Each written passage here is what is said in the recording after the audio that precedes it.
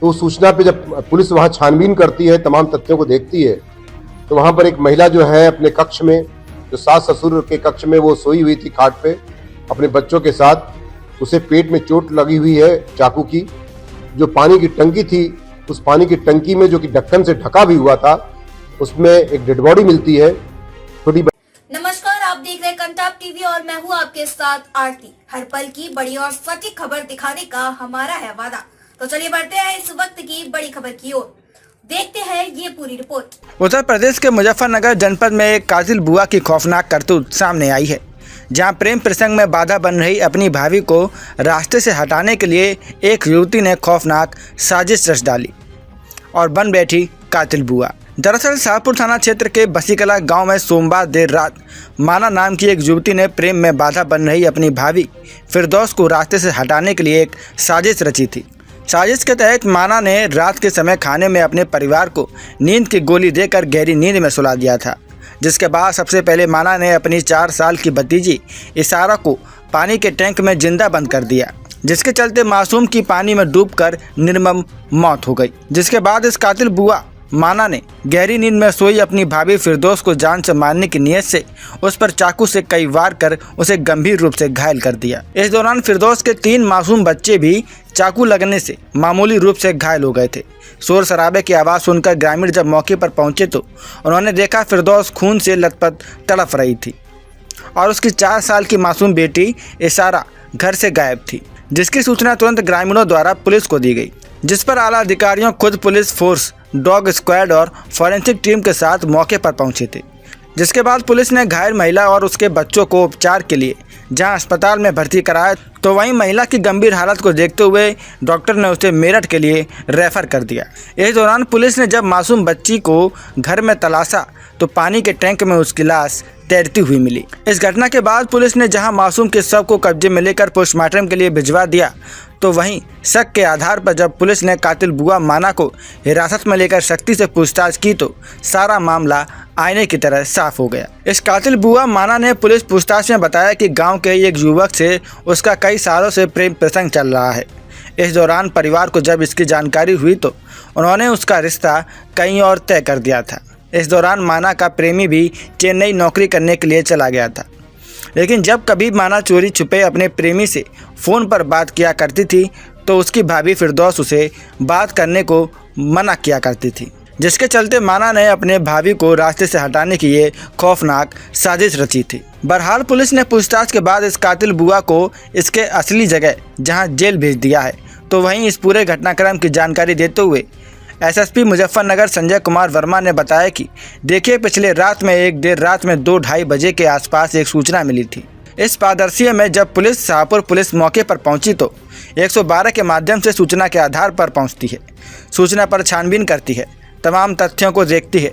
जो सास ससुर के कक्ष में वह सोई हुई थी, खाट पर अपने बच्चों के साथ उसके पेट में चोट लगी हुई है, चाकू की ओर वह कहरा रही है तथा इस आधार पर तब पुलिस ने पूछताछ किया तो उस समय वह बताने की स्थिति में नहीं थी, लेकिन मेडिकल ट्रीटमेंट आवश्यक था क्योंकि कुछ आंत के पार्ट भी बाहर आ रहे थे। उसको इलाज के लिए तत्काल पहले सीएससी भेजा गया, फिर वहां से रेफर कर मेरठ इलाज के लिए भेजा गया। जब पुलिस ने उस बच्ची के बारे में बातचीत की घर वालों से तो उन्होंने कहा बच्ची नहीं मिल रही है। तो इस पर पुलिस ने हर पहलू पर, हर जगह, हर स्थान पर चेक किया।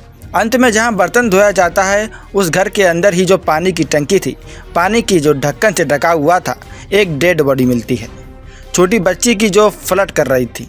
मेरे द्वारा एक पड़ोसी से प्रेम प्रसंग चल रहा था, मेरी शादी भी मेरी तय कर दी गई थी और मुझे प्रेमी से बात करने में बार बार बंदा आ रही थी, रोकती थी, टोकती थी, डांटती थी, फटकारती थी।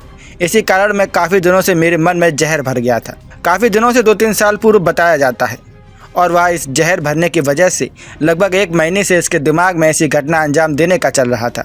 8 दिन पहले उसने तमाम नशे की गोलियां मंगाई थी और 16 गोलियां पूरे परिवार के खाने में चाय में मिलाकर उसको दिया। सारा परिवार पूरी तरीके से सूख गया, स्वयं उसने ग्रहण नहीं किया। बच्ची छोटी थी, उसको ज़्यादा असर हो गया, उठाकर उसने सीधे पानी की टंकी में डाल दिया।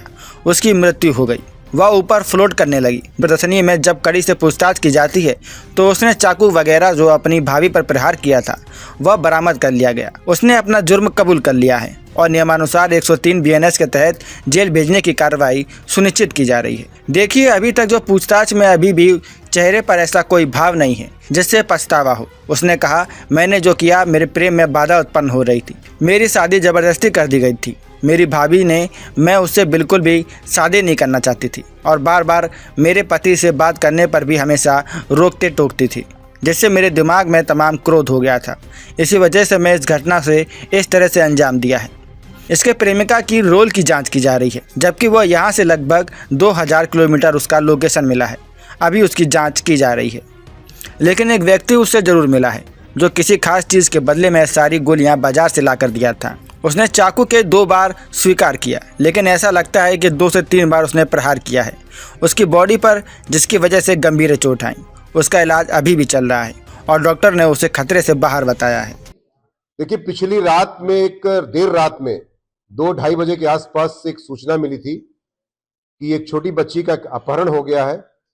इस परिदृश्य में जब पुलिस मौके पर, शाहपुर पुलिस पहुंचती 112 के माध्यम से सूचना के आधार पर, तो उस सूचना पे जब पुलिस वहां छानबीन करती है, तमाम तथ्यों को देखती है, तो वहां पर एक महिला जो है अपने कक्ष में, जो सास ससुर के कक्ष में वो सोई हुई थी खाट पे अपने बच्चों के साथ। उसे पेट में चोट लगी हुई है चाकू की और वो कराह रही थी। तथा इस आधार पर जब पुलिस ने पूछताछ उससे किया तो वो उसमें बताने की स्थिति में नहीं थी, लेकिन उसका मेडिकल ट्रीटमेंट आवश्यक था क्योंकि कुछ आंत के पार्ट भी बाहर उसके आ रहे थे। तो उसको इलाज के लिए तत्काल पहले वहां के सीएससी भेजा गया, उसके बाद वहां से रेफर करके मेरठ इलाज के लिए भेजा गया। और जब पुलिस ने उस बच्ची के बारे में बातचीत किया अन्य घर वालों से, तो उन्होंने कहा कि बच्ची नहीं मिल रही है। तो इस पर पुलिस ने हर पहलू पर, हर जगह, हर स्थान पर जाकर चेक किया। तो अंत में जो है, जहां पर बर्तन धोया जाता है उसके घर के अंदर ही जो पानी की टंकी थी, उस पानी की टंकी में, जो कि ढक्कन से ढका भी हुआ था, उसमें एक डेड बॉडी मिलती है छोटी बच्ची की, जो फ्लोट कर रही थी ऊपर।